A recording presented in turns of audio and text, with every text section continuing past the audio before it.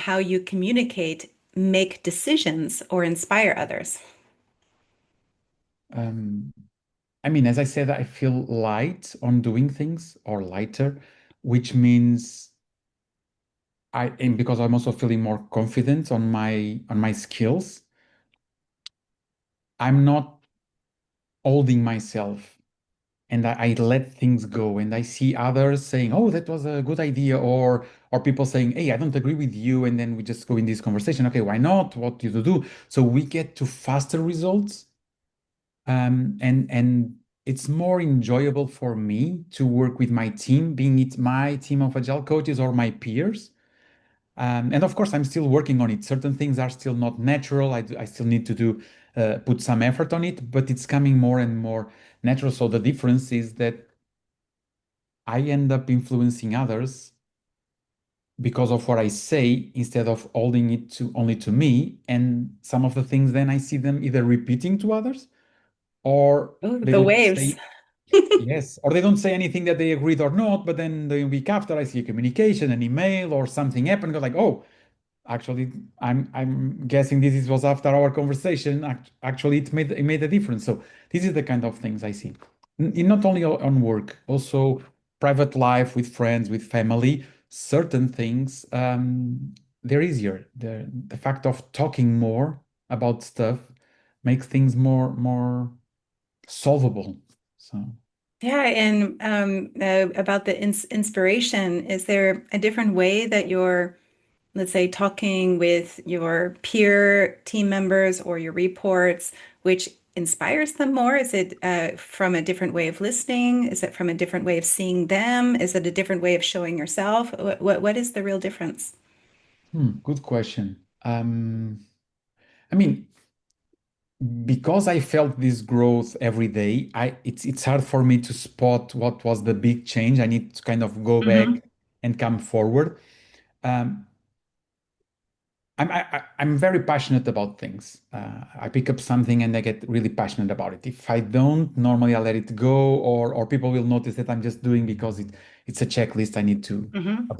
I will call it a bureaucracy because if I don't like it, I will always say, "Oh, I need to do it," but I don't want to.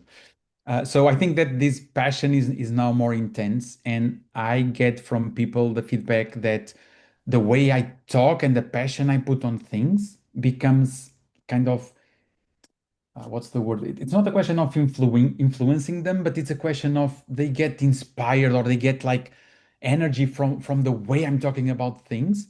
And this is something that I have been getting this feedback more and more that they see my passion and they get somewhat inspired or triggered by it to also go after it. So, Nice, which is nice. good for me because then it's also easier for me to make my ideas to Move, be heard exactly. and move You forward. don't Yeah. know how often I've had leaders come to me for help on that.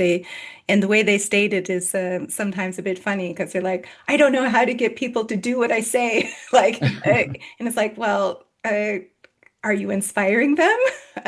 Are you noticing what motivates them, what gets them excited? It's not just about telling them what to do and having them follow, No, right? no, It doesn't work like absolutely. that. No, no, no. And I also feel that I hear people more. It's not about me dedicating more time to not speak and listen, but it's about I hear what they say. And in the past, I think they were talking and I was kind of getting some bullet points about it. And now, I don't know, things make more sense. So It, it's it, easier to understand them. You can also most likely, because you know your layers, you Hmm. recognize that there are layers behind the Hmm. words of what other people say. So you may not know all of the layers right away, but just knowing that there's something behind gets you to ask Hmm. different questions. Yes, it's interesting because you said words, and sometimes I spot in the whole sentence a word and say, oh, this is about that, not about anything else you're talking about. And knowing that allows me to either diffuse that problem that the person is feeling or just to go around it or to ensure the person that that's not the problem. The problem is something else. Mhm. And sometimes I even feel that people kind of relax and they're more open to what we talk. So you even physically kind of say, oh, they relaxed about whatever I said made sense to them. So those are the kind of things. And sometimes it's actually just a word. It's just a word, and sometimes it's even asking somebody, what does that word mean to you? Hmm. Because sometimes the word has so much behind it, and then it's all coming like the value that they have is Hmm. right underneath that word. And Yeah. most hard conversations, because a lot of people dread hard conversations, and we try to move towards courageous ones. But hard conversations are usually not about what people think they're about. It's usually about that word or Hmm. that thing that they're missing, and they'll talk about all of this other stuff, but it's not even the topic, and Hmm. you lose sight of why you're having the conversation. Hmm. So, Absolutely. yeah. So, an important question. Have you seen any tangible results, such as improved collaboration, recognition, confidence, balance in your work and life, maybe a promotion, pay raise from attending my program? Hmm. Yes. I mean, I see, let's split this in two. In my personal life, I am actually able to communicate better with my wife because certain things, this part of listening, understanding a word in the past, she would say never or always, and that would kind of trigger me like, oh, always. That happened twice or three. And now when I hear always, my brain goes towards, okay, whatever happened, it's annoying her a lot.